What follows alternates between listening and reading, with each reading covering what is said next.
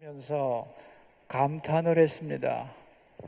어떻게 저 목사님은 저 많은 군중들 앞에서 복음을 저렇게 쉽고 담대하게 전할 수가 있을까? 더 놀라운 것은 설교를 마친 후에 예수님을 영접할 사람은 앞으로 나오십시오라고 초청할 때 사람들이 자석에 끌린 듯이 앞으로 뛰어나갈 수가 있을까? 나도 저런 목사님이 되어야 되겠다 생각을 하고 119의 한 목사님을 흉내내기 시작했습니다. 그분의 억양과 제스처와 모든 것들을 하나하나 면밀히 체크를 했습니다. 설교할 때 약간 눈에 힘을 주는 것과 그리고 초청할 때 하늘을 약간 보는 각도까지 정확하게 연구하고 빌리그람 목사님 스타일로 설교를 작성하고 아니 그분보다 더 그분답게 설교를 작성해서 마침내 설교를 했습니다. 그리고 기대하는 마음으로 예수님을 영접할 사람은 앞으로 나오십시오 외쳤는데 아무도 나오지를 않았습니다. 그분의 표현에 의하면 사람들이 의자에 붙어있는 것처럼 전혀 미동도 하지 않았습니다. 놀라고 충격을 받아서 왜 이럴까 고민을 했는데 머릿속에 교수님의 말씀이 생각났습니다. 대중전도보다 개인전도가 앞서야 한다고. 아, 그렇구나. 내가 많은 사람들에게 복음을 전할 생각을 했지 영혼 하나하나를 사랑해서 개별 전도를 못했구나. 그렇게 생각을 하고 버스를 타고 다니면서 한 사람 한 사람에게 예수를 믿으라고 권면을 했습니다. 그런데 그 초청을 듣고 복음을 들은 다음에 나 예수 믿을게요. 그런 사람은 하나도 없고 제발 좀 귀찮게 하지 말라고. 그래서 쫓겨났습니다. 또 낙심을 했습니다. 왜 안 되는 걸까? 아, 기도가 부족한가 보다. 그래서 금식 기도를 했습니다. 금식 기도를 하고 전도를 했지만 여전히 성과는 없었습니다. 너무도 낙심한 그 신학생은 마침내 왜 나는 저분처럼 될 수 없는 걸까? 좌절하고 있는데 어느 날 친구가 책 한 권을 선물로 주었습니다. 그 책의 이름은 교회와 선교를 위한 신약 성경의 질서라는 책이었는데 그 책의 내용은 하나님은 각자에게 자기에게 맞는 은사를 주셨다는 내용이었습니다. 그는 그 책을 읽고 깨닫습니다. 나는 복음과 설교가 복음 전파와 설교가 은사가 아니구나. 그리고 자기 은사를 체크해 봤더니 지혜와 지식의 은사라는 걸 깨달았습니다. 그 후로 그는 열심히 신학을 연구해서 세계적인 학자가 됩니다. 이 신학생의 이름이 누군 줄 아십니까? 교회 성장학의 대가인 피터 와그너 박사입니다. 사람들은 이런 고민을 하죠. 왜 나는 저 사람처럼 될 수 없을까? 나는 왜 바울처럼 전도할 수 없고, 나는 왜 조지 뮬러처럼 기도응답 받을 수 없고, 나는 왜 선한 사마리아 사람처럼 봉사할 수 없는가? 왜 그렇게 안 되는 걸까? 그들이 나보다 위대한 것이기 때문일까? 나의 약점은 무엇일까? 그래서 때로는 스스로에 대하여 좌절과 열등감을 느끼기도 합니다. 전에 제가 어느 기관에서 성경 공부를 끝내고 자리에 앉아서 식사를 하는데 제 옆에 앉았던 서울대학교 교수님 한 분이 귀에다 대고 이렇게 질문을 하는 거예요. 황 목사님, 제가 몇 년이나 성경 공부를 열심히 하면은 황 목사님 같이 될까요? 제가 공부 하나는 끝내줍니다. 그러더라고요. 그래서 제가 있다가 평생 해도 안 될 겁니다. 그랬어요. 그랬더니 그분이 상당히 기분이 안 좋은 듯이 가만히 있다가 왜요? 이렇게 물어요. 교수님 생각을 해보세요. 제가 지금부터 물리학을 열심히 공부하면 교수님처럼 될까요? 어려울 겁니다. 맞습니다. 은사거든요. 그래서 그러나 여러분, 제가 뭐 대단히 잘났다는 얘기 아닙니다. 그렇게 얘기했다는 거예요. 연배가 저보다 높으신데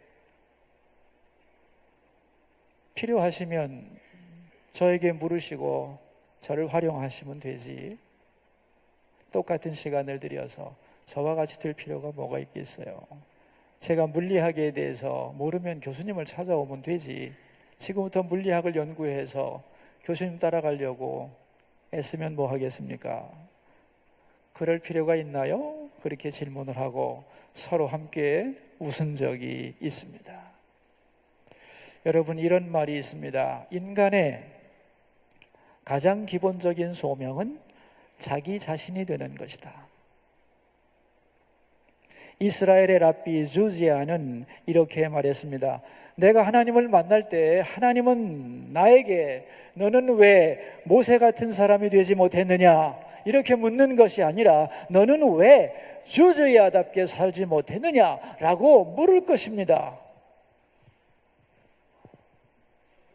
여러분, 우리는 모세가 될 필요도 없고 다윗이 될 필요도 없고 바울이 될 필요도 없는 거죠. 그런데 우리는 그런 사람이 되기 위하여 노력을 하고 실망하고 때로는 좌절합니다. 여러분, 하나님이 우리를 창조하셨죠? 맞죠? 그렇다면 우리는 하나님이 만드신 내가 되면 되는 거죠. 그런데 하나님이 되라는 나가 되지 않고 다른 사람 따라가려고 하는 어리석은 시도가 우리 가운데는 너무 많다는 거죠. 저는 이 문제를 놓고 고민을 많이 했습니다. 사람들은 왜 다른 사람에 대해서 그렇게 비교의식을 가질까? 저의 대답은 이겁니다. 하나님의 형상을 가졌기 때문이다, 우리가. 여러분, 하나님의 형상이라고 하는 것은 하나님과 우리가 교통하는 능력을 말합니다. 하나님과 우리가 교통을 하게 되면 뭘 느끼게 되냐면 우리가 하나님 앞에 얼마나 소중하고 존귀한 존재인가를 깨닫게 되죠.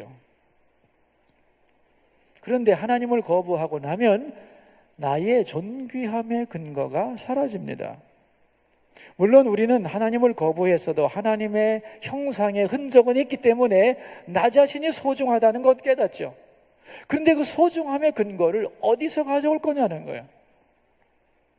나를 소중하게 만드신 하나님을 거부하고 나의 가치를 어디서 찾을 수 있는가? 이제는 사람과의 비교에서 찾아야 합니다. 하나님 앞에서 가져야 되는 나의 절대 가치를 잃어버렸기 때문에 이제는 사람과의 비교를 통하여 상대 가치 속에서 나를 스스로 확보하지 않으면, 내 가치를 스스로 발견하지 않으면 안 되게 된 것이지요. 그래서 하나님을 떠난 인간은 다른 사람과 자기를 끝없이 비교하며 살아갑니다.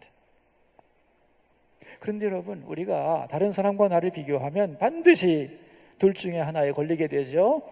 교만 아니면 열등감입니다. 그래서 우리는 교만과 열등감 사이를 헤매죠. 하루에도 수없이 잘난 척했다가 하루에도 수없이 낙담하고 열등감에 빠져듭니다. 여러분, 이걸 벗어나는 방법이 뭐죠? 주님을 깊이 만나야 되는 거죠. 주님 앞에서 나의 가치를 확인해야 되는 겁니다. 그럴 때 남과 자기를 비교하지 않게 되고 사람의 칭찬과 인정에 목말라 하는 인간이 되지 않는 거죠. 겸손하지만 당당한 사람이 될 수 있다, 그런 말입니다. 오늘 본문은 자기됨을 잃어버린 제자가 예수님 앞에서 다시 회복하는 아름다운 이야기입니다. 주님이 갈릴리 바다로 제자들을 만나러 오시죠. 새벽에 오셔서 제자들을 바라봅니다. 예수님의 제자들은 밤새도록 고기를 잡겠다고 몸부림을 쳤지만 한 마리도 잡지 못했습니다. 지치고 피곤하고 낙심된 그들은 아침이 되자 그물을 걷고 해변가로 나옵니다.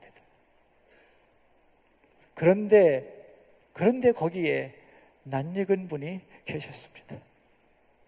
바로 예수님이죠. 예수님이다! 제자들은 놀라서 주님 앞으로 달려옵니다. 춥고 배고프고 지친 제자들에게 예수님은 따뜻하게 구워놓은 물고기를 주고 아침 먹자 말씀합니다. 그리고 그들에게 먹을 것을 줍니다. 제자들은 받아 먹습니다. 아무 말 없이. 아마 제 생각에는 눈물이 핑 돌았을 거라고 생각해요.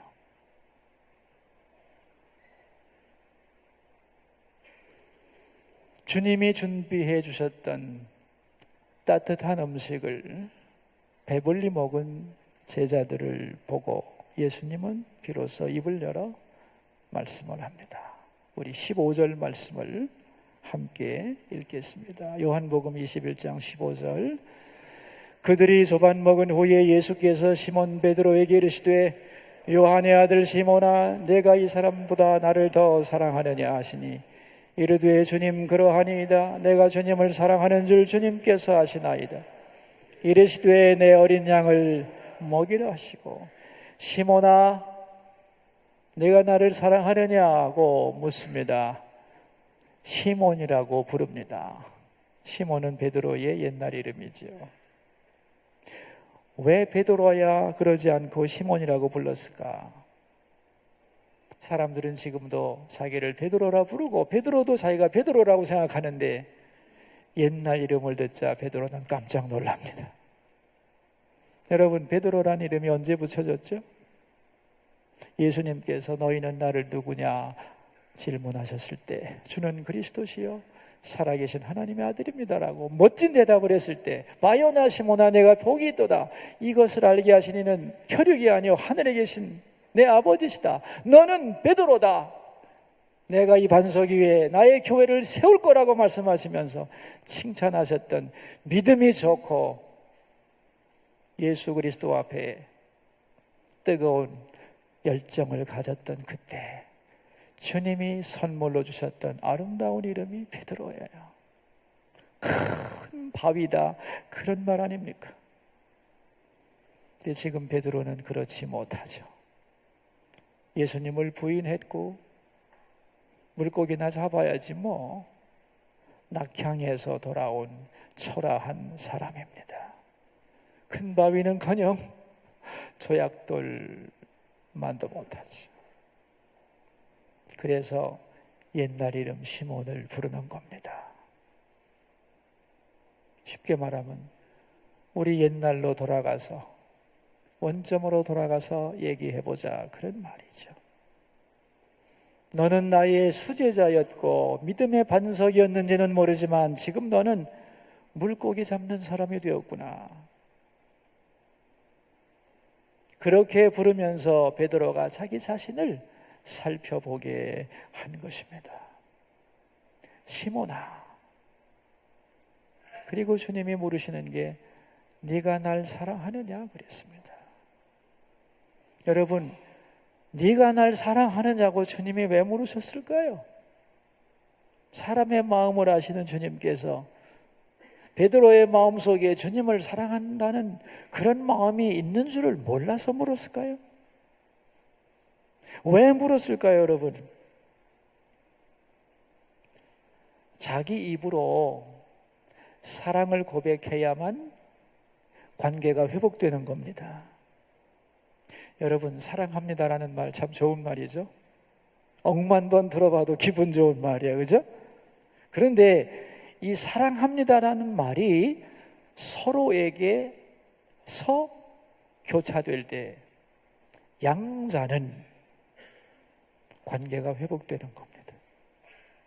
상대방이 나 사랑해요? 그랬을 때 내가 그 말을 받아서 나도 당신을 사랑합니다 라고 말하면 둘의 관계는 어떻게 되는 거죠? 회복이 되는 거예요. 가정에서도 마찬가지예요. 같이 살아도 갈등할 수 있어요. 그런데 당신 나 사랑해? 그럴 때 속으로 사랑 안 하지 모르나? 이러면 안 되는 거예요. 관계는 이어지지 않아요. 그 말을 받아서 내 입으로 진심으로 나도 당신 사랑해 그러면 관계는 회복되는 거예요. 그래서 주님이 물으시는 거예요. 나 사랑하냐? 아가파스메? 아가페 사랑으로 사랑하느냐? 질문하십니다. 그러자 베드로는 대답하죠. 오이다 호티 필로세. 나는 필리아의 사랑으로 사랑할 뿐입니다. 아가페 사랑은 감히 못하고 필리아의 사랑으로 사랑할 뿐입니다. 자기 사랑에 대한 자격지심이 생겨난 거죠. 감히 어떻게 제가 주님이 기대하는 만큼의 사랑은 모르지만 그러나 사랑합니다. 그러자 주님이 필리아스메 필리아적 사랑은 한단 말이지? 또 물으시죠. 베드로는 어찌할 줄 몰라서 이렇게 대답합니다. 주께서 제가 주를 사랑하는지 주께서 아십니다. 아가페든 필리아든 할 말은 없지만 제 마음속에 주님을 향한 사랑이 있다는 것은 주께서 아시지 않습니까? 3번이나 질문합니다. 3번 부인한 베드로의 마음에 주님과 멀어졌던 관계를 베드로의 입의 사랑의 고백을 통하여 깨어진 관계를 복구시켜 줍니다. 여러분의 마음속에 주님과의 거리감이 있을 때, 주님이 내게서 멀다고 느낄 때 그 관계를 회복하는 방법은 뭐죠? 여러분의 입으로 고백하는 것입니다. 주님, 저는 주님을 사랑합니다. 진심으로 고백해야 합니다. 그러면 관계가 회복이 됩니다. 주님은 지금도 여러분에게 묻습니다. 네가 나를 사랑하느냐? 네가 나를 사랑하느냐? 여러분 대답하세요. 네가 나를 사랑하느냐고 주님이 물으실 때 여러분은 대답하셔야 돼요. 제가 주님을 사랑합니다라고. 그럴 때 주님과 우리와의 관계는 회복되는 거예요. 주님을 향한 사랑의 고백이 여러분의 가슴 속에서 용솟음치기를 축원합니다. 베드로의 사랑 고백을 받으시고 베드로의 마음속에 주님과의 관계를 회복시켜 주신 주님은 이제 그에게 말씀하십니다. 내 양을 먹이라고. 여러분, 주님의 양을 먹이는 것은 아무에게나 맡기는 일이 아닙니다. 주님을 사랑하는 자에게 맡기는 거죠. 여러분은 주님의 사역을 감당하고 계시죠? 맞나요? 예, 내가 주님의 일을 하는 이유가 뭐죠? 전도사니까. 전도사 일해야 월급도 나오고 학비도 되니까. 그래서인가요? 내가 이 일을 하는 동기가 뭐지? 주님을 사랑하기 때문에. 주님을 사랑하는 마음으로 그 일을 해야 된다는 거죠. 여러분, 우리가 주님의 일을 하는 일이 쉬운가요? 쉽지 않죠. 힘들 때 많습니다. 마음 흔들릴 때 많죠. 알아주지 않지? 어려운 일 생기지? 열매가 보이지 않지. 그럴 때 우리의 마음은 흔들리지요. 시험이 되는 거죠. 그때에 이 시험이라는 게 말입니다, 여러분. 어떤 의미냐면은 네가 나를 사랑해서 이 일을 하느냐에 대하여 다시 질문해 보라는 사인입니다. 여러분 가끔 속상하면 아까도 어떤 학우가 질문했잖아요. 우리들 중에 그런 일이 많다고. 이 일을 그만두고 싶다고. 나 그만두고 싶어. 포기하고 싶어. 알아주지도 않고. 여러분 그렇게 나오면 안 됩니다. 이럴 때 그런 마음을 향하여 주님이 질문하는 건 뭐냐면 너 무엇 때문에 그 일을 하는 거냐? 목사님의 칭찬 때문에 하는 거니? 아니요, 주님.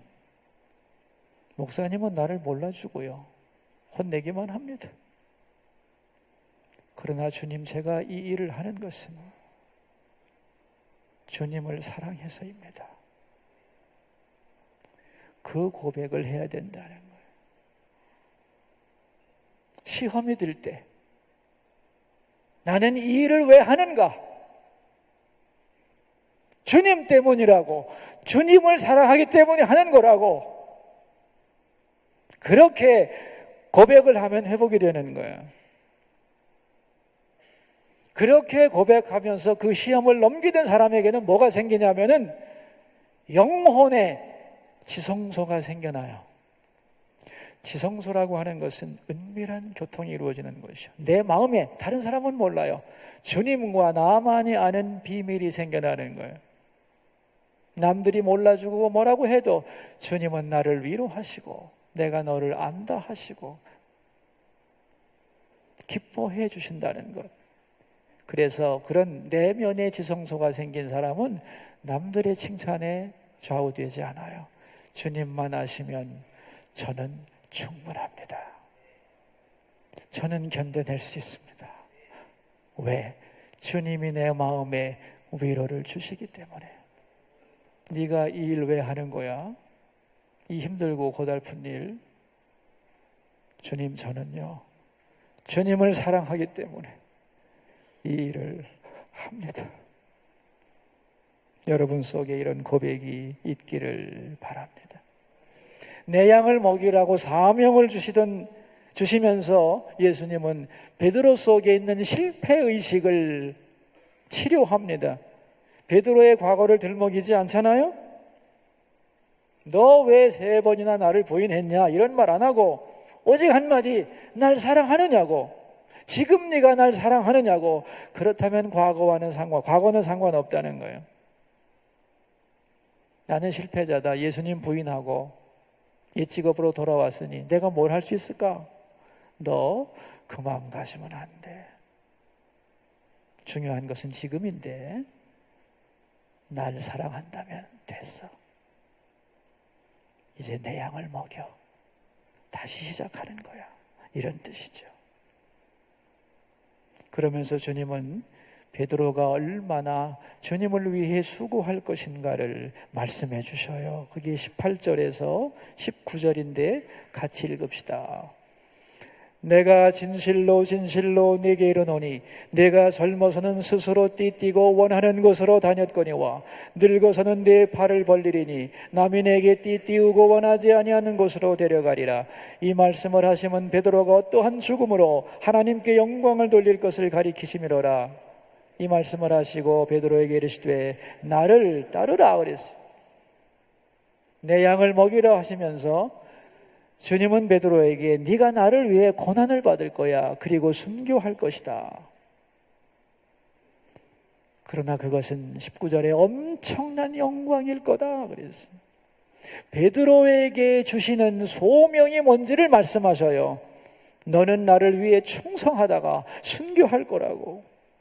이것이 베드로가 걸어갈 길이라고 주님은 말씀하는 거예요. 내가 준 이 길을 너는 잘 걸어가라. 너는 나를 따르라 그랬어요. 베드로는 감격합니다.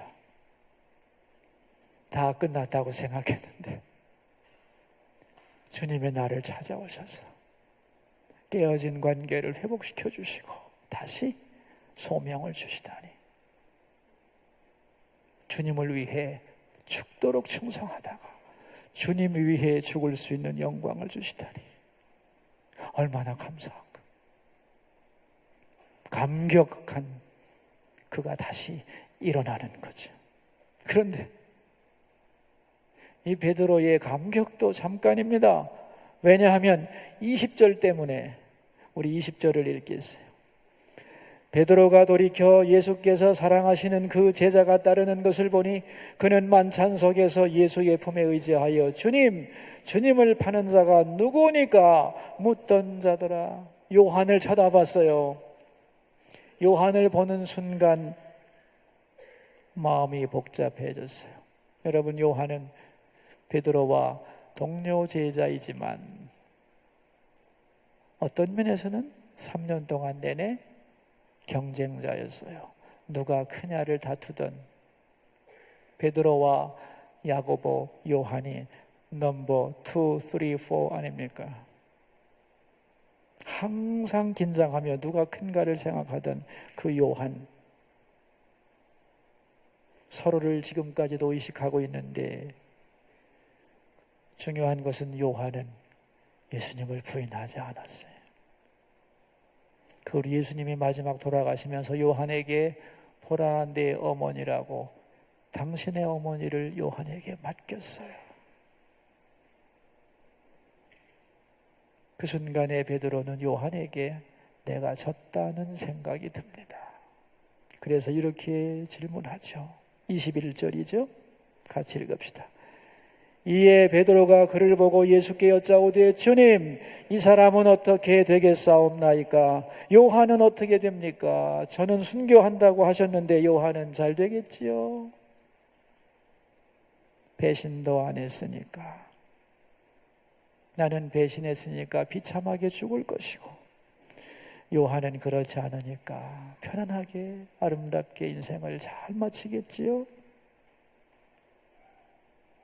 처음에는 베드로가 주님 앞에서 은혜와 감격으로 자기의 소명을 받아들였어요. 순교의 영광에 대하여 감격했어요. 그런데 경쟁자를 보고 그와 비교하는 순간에 자기의 소명이 형벌처럼 느껴졌어요. 주님을 향하여 가지고 있던 뜨거운 마음이 경쟁자를 보는 순간에 식어버렸어요.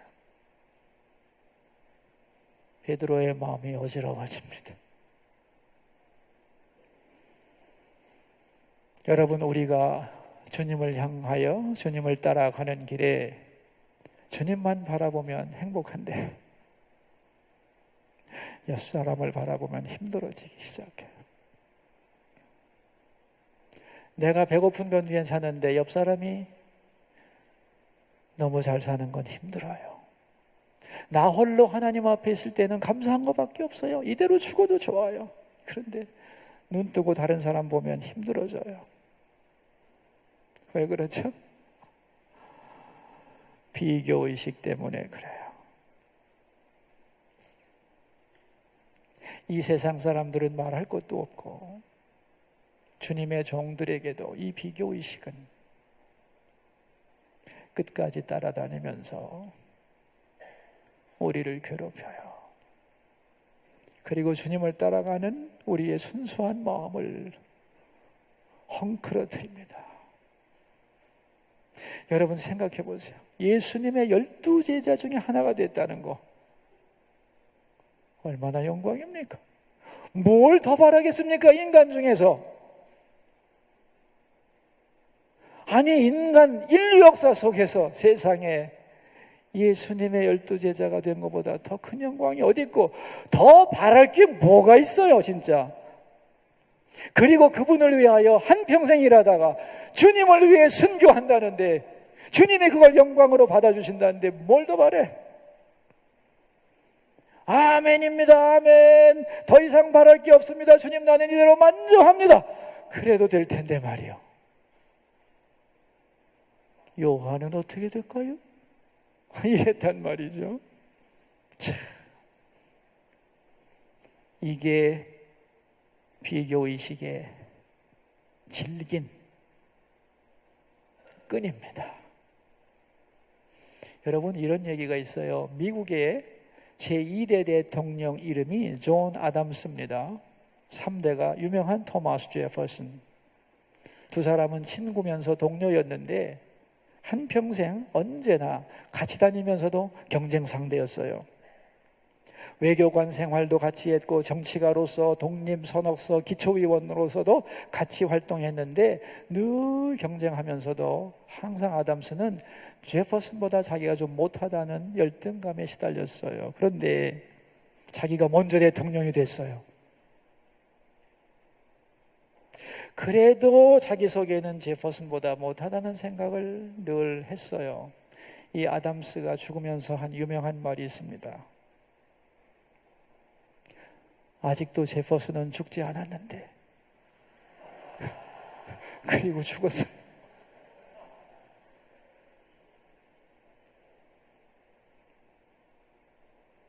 여러분, 주님이 비교하는 마음을 얼마나 싫어하는 줄 아세요? 22절입니다. 같이 읽을까요? 예수께서 이르시되 내가 올 때까지 그를 머물게 하고자 할지라도 네게 무슨 상관이냐, 너는 나를 따르라 하시더라. 너하고 무슨 상관이냐, 그게. 요한과 너는 갈 길이 다르다는 거예요. 하나님은 요한에게는 요한의 길을 주고 베드로에게는 베드로의 길을 주었는데 왜 네가 저 사람 바라보며 네 마음을 흐트러뜨리고 네 소명의식을 훼손시키는 것이냐, 그런 얘기입니다. 그래서 예수님이 과장법을 쓰죠. 내가 다시 오는 날까지 말하잖아요. 그죠? 내가 올 때까지 그를 머무게 할지라도, 내가 재림할 때까지 요한이 산다 해도, 우리말로 말하면 요한이 1000살을 살든 10,000살을 살든 그게 너하고 무슨 상관이냐는 거예요. 너는 나를 따르면 되지. 내가 너에게 준 너의 인생길을 나를 바라보고 따라오면 되는 거지. 왜 옆을 보면서 딴 사람 바라보면서 실망하고 좌절하고 비교하고 그러면서 네 마음을 스스로 꺾느냐는 거예요.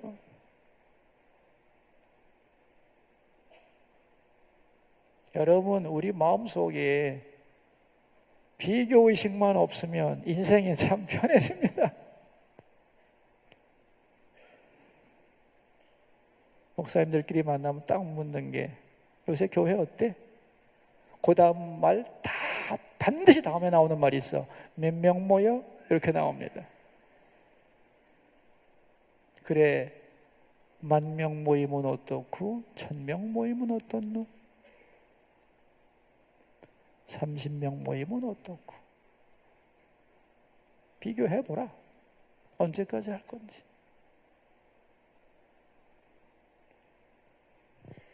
오히려 물어야 할 것이 있습니다. 나는 정말 주님을 사랑하는가? 내게 주신 양을 잘 먹이고 있는가? 내게 주신 소명을 따라 나는 바르게 걸어가고 있는가? 이것만 생각하면 된다는 거죠. 제가요, 몇 년 전에 어느 대학교 학장님을 잘 알고 있어서 그분이 은퇴한다고 그래서 그 은퇴 시계를 갔어요. 가서 이제 인사를 드리고 사진을 찍은 다음에 이렇게 차를 마시면서 질문을 했습니다. 학장님, 한평생 교수 생활하시면서 제일 힘드셨던 게 뭐예요? 왜냐하면 그걸 내려놓으니까 좋으실 거 아니에요. 그래서 제일 힘드셨던 일이 뭐예요? 그랬더니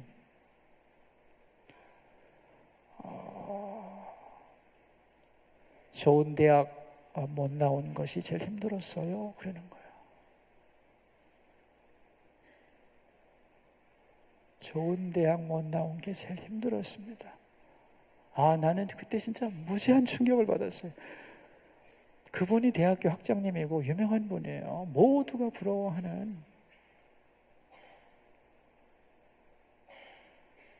그분에게 학벌에 대한 비교의식이 있는 줄은 진짜로 몰랐어요. 그분의 손을 거친 박사가 얼마나 많은데, 그 마음을 나에게 표현해줘서 참 고맙긴 했어요. 그런데 그분의 마음속에 그런 생각이 있는 줄은 정말 몰랐어요. 그리고 왜 한평생 괴로웠을까를 생각했어요.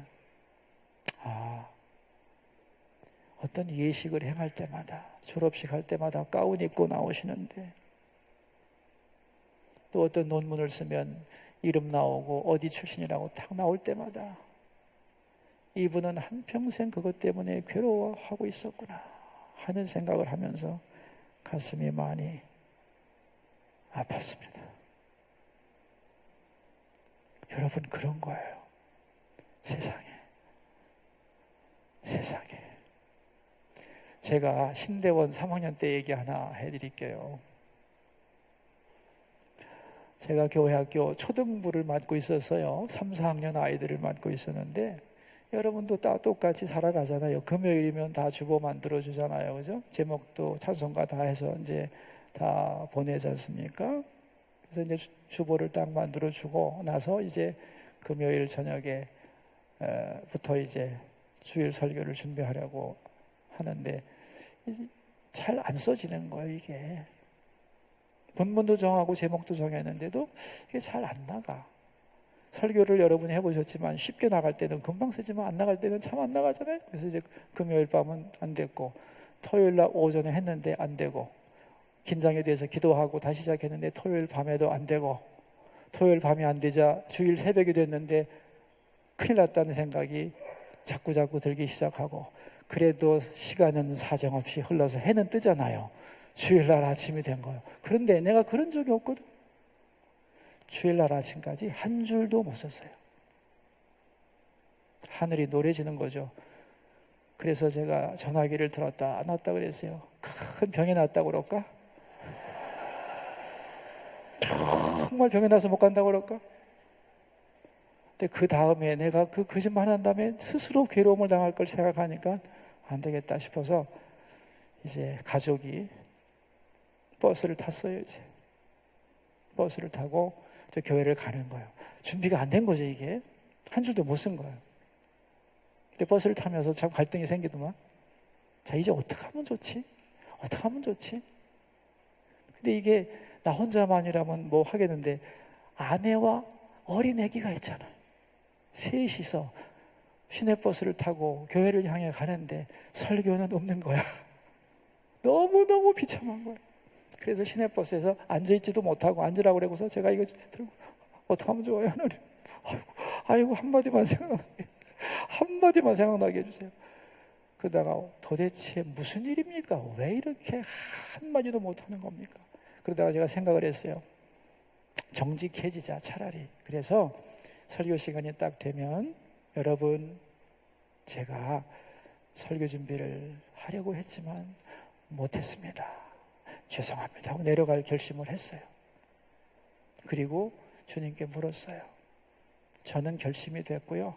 그런데 왜 이렇게 생각이 나지 않는지 말씀이나 해주세요. 그랬어요.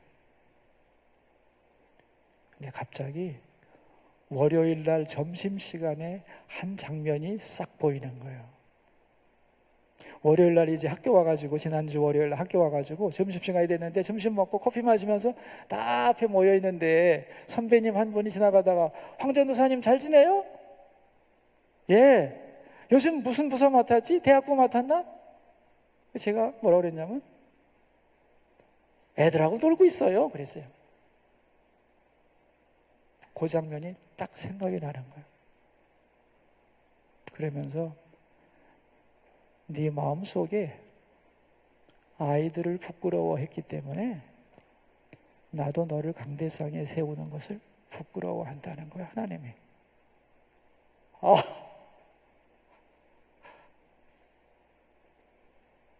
그래서 제가 회개를 했습니다. 회개를.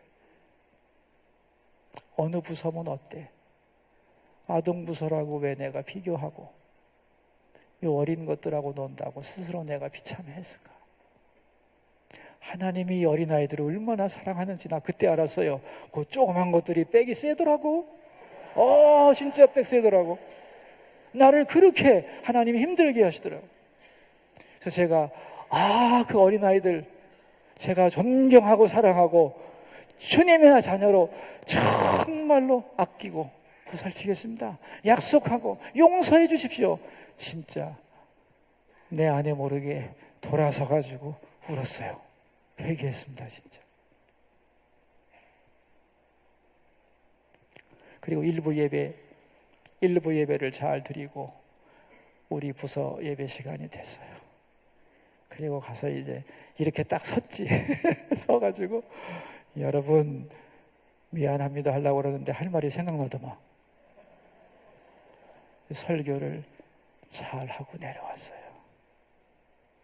저는 참 큰 경험을 했어요.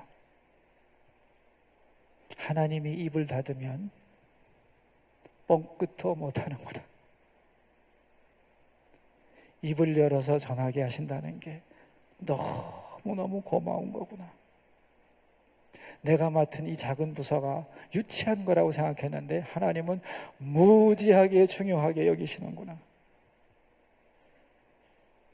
내게 가장 좋은 부서, 과분한 부서를 주셨는데 내가 무시했구나. 많이 깨달았어요. 그다음부터는 잘 비교하지 않아요, 저는.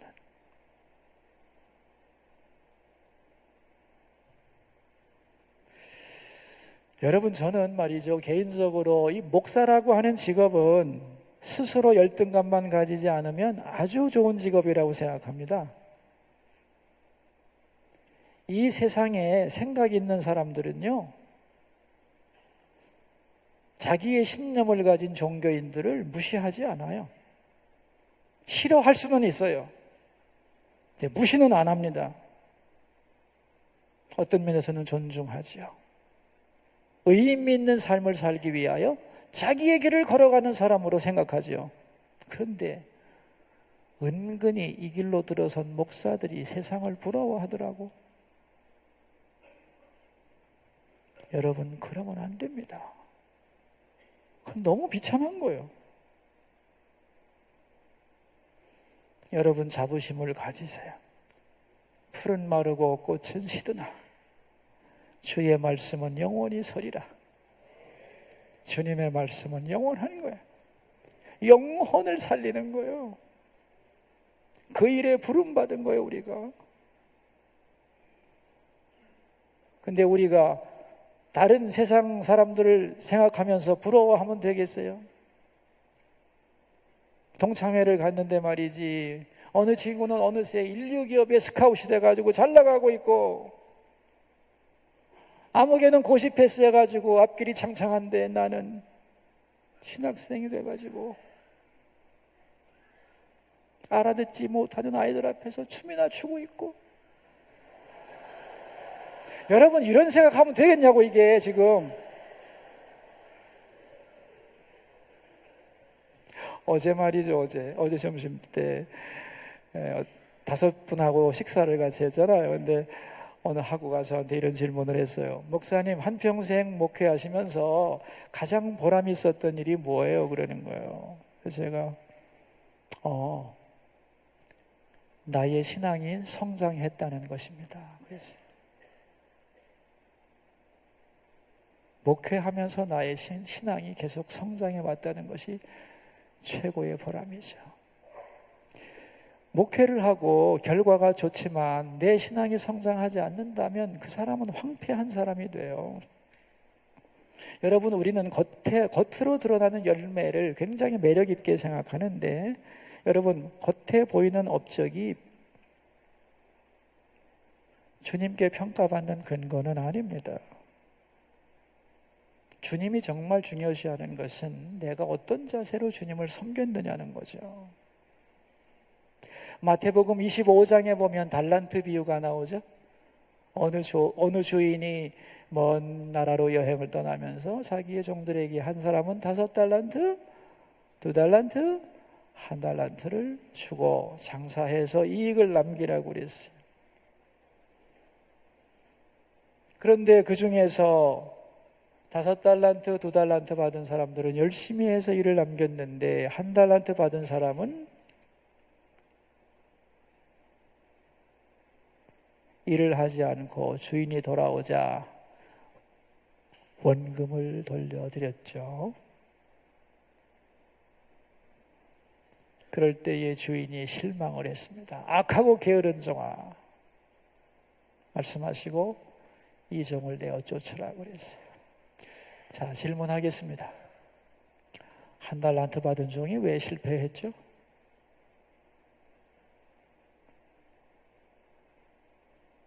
비교했어요. 왜 저 사람에게는 5달란트 주고 2달란트 주고 나한테는 1달란트 주냐? 그래서 자기가 받은 1달란트에 대하여 감사하지 않고 불평을 했어요. 그리고 최선을 다하지 않았어요. 작다고 소홀히 여겼어요. 그리고 지나치게 결과를 의식했어요. 최선만 다하고 결과는 하나님께 맡겨야 되는데 되겠나 의심하다가 좋은 기회 다 놓쳐버립니다. 여러분, 우리가 얼마를 남기느냐가 중요한 것 같지만 그게 아닙니다. 주인이 원했던 것은 얼마를 남기는 게 아니에요. 주인이 안 보는 데서도 감사하면서 얼마나 주인을 위해 최선을 다하는가를 보라는 거예요. 여러분, 그 주인이 돈 남기라고 그래가지고 그거 가지고 먹고 사는 주인이 아니잖아요. 그 주인이 돈 남기라고 한 것은 뭘 보려고 했냐면은 이 사람이 어떤 사람인가 보고 나중에 더 큰 상을 주기 위한 근거로서 일하라고 했던 거예요. 여러분, 우리의 신앙 고백에 의하면 여기는, 이 땅은 영원한 나라가 아닙니다. 그죠? 우리가 진정한 상급을 받을 곳은 여기가 아닙니다. 그렇죠? 저 영원한 하늘나라입니다. 우리는 그 나라를 사모하고 있잖아요. 정말 그 나라에서 얼마나 받을까, 하나님이 얼마나 큰 것을 주실까는 여기서 결정되는데 보이는 열매가 아닙니다. 이거는 1달란트, 5달란트, 2달란트가 중요한 게 아니죠. 1달란트도 괜찮고 손해를 봐도 되는 거죠. 사실은 주인의 뜻을 이루기 위해서 몸부림을 쳤다면 주인은 인정하고 수고했다, 착하고 충성된 종아, 이러시는 거죠. 우리는 겉으로 드러나는 양과 보이는 것에 집착해서 우리의 진실성을 잃어버린다는 거죠. 그래서 정말 중요한 것은 5달란트 남기는 것도 아니고 2달란트 남기는 것도 아니고 이 소리를 들어야 되는 거예요. 착하고 충성된 종아, 네가 적은 일에 충성하였으니 내가 많은 것으로 네게 맡기리라. 네 주인의 즐거움에 참여할지어다. 여러분, 이 소리를 들어야 되는 거예요. 여러분이 신학대학원에 온 이유가 뭐죠? 우리가 여기 왜 학생이 된 거예요? 집에서 떠밀어서 간 건가요? 어머니가 서원했기 때문에? 아니면 다른 데 다 안 돼가지고 신학교 나가라 그래서 온 겁니까? 어떤 과정을 거쳤든지 이 모든 우리가 들어오기까지의 과정은 하나님이 우리를 부르시는 방법일 뿐입니다. 여러분이 이 학교에 들어온 이유는 주님을 사랑해서이고, 아멘입니까? 주님을 사랑해서 온 거지. 그리고 여기 온 것이 실패인가요? 실패입니까, 여러분? 비록 과정 속에 실패도 있었고 돌고 돌아왔다고 해도 지금 내가 여기 있는 것은 실패가 아닌 줄 믿습니다. 주님이 나를 여기까지 이끌어 오셨기에 여기 있는 거예요. 여기 있는 것은 과분한 은혜입니다. 이 자리에 앉아 있다는 것, 말로 할 수 없는 은혜죠. 여러분을 착하고 충성되다고 여기 서서 여러 가지 방법을 통하여 끌어와서 여기에 앉추고 주님이 여러분을 빚어가고 계신 거 아니에요? 여러분 속에 있는 실패의식이 다 주 예수 그리스도의 은혜 가운데 사라지기를 바랍니다. 여러분이 일하는 동기가 오직 주님을 사랑하기 때문에 그래서 하는 일이 되기를 바랍니다. 미국 시인 로버트 프로스트의 가지 않은 길이라는 시를 여러분이 아실 거예요. 제가 잠깐 읽겠습니다. 숲속에 두 갈래 길이 있었습니다. 안타깝게도 나는 두 길을 다 갈 수 없어서 한 길을 남겨두고 똑같이 아름다운 다른 길을 택했습니다. 나는 훗날을 위해서 한 길을 남겨두었습니다. 훗날에 나는 어디선가 한숨을 쉬며 얘기할 것입니다. 숲속에 두 갈래 길이 있었다고. 나는 한 길만을 택했다고.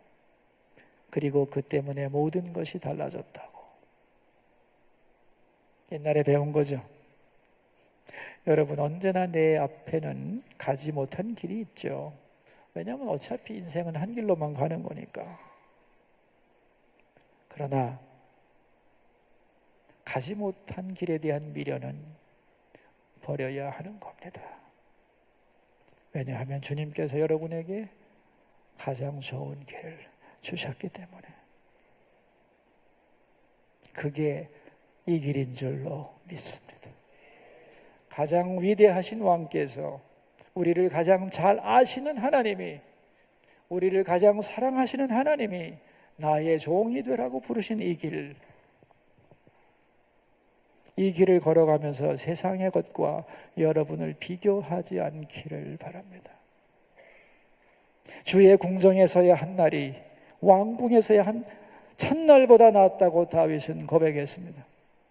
주님, 내가 이 길을 가는 것은 참으로 은혜 중에 은혜입니다 라고 고백하시고, 또 나에게만 주신 나의 길에 대하여 감사하면서 옆 사람 쳐다보지 말고 당당히 감격하면서 내 길을 주 앞에서 달려가리라 결심하고 나를 따르라고 말씀하시는 주님 앞에서, 예 주님, 제가 이제 다 미련 버리고 주님 따라가는 것을 최고의 기쁨으로 알고 따라가겠습니다.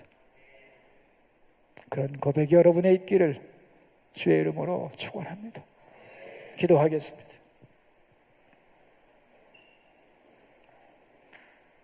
낙심한 제자 베드로에게 찾아오셔서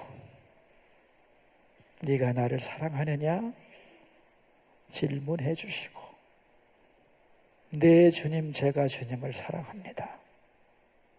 그러자 내 양을 먹이라 하신 주님, 오늘도 저희들에게 오셔서 베드로가 들었던 음성을 다시 들려주소서.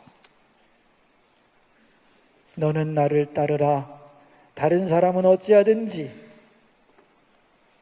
너는 나를 따르라고 말씀하시는 주님, 우리 속에 있는 모든 비교의식을 다 내어놓고 이제 주님이 나를 향하여 계획하신 그 길을 불평 없이 두려움 없이 감사하면서 주께서 책임지실 줄로 믿고 찬송하며 걸어가는 주의 종들이 다 되게 하소서. 그래서 정말 주님이 만들고 싶었던 우리 개개인이 되도록 도와주옵소서. 존귀하신 예수님 이름으로 기도하옵나이다.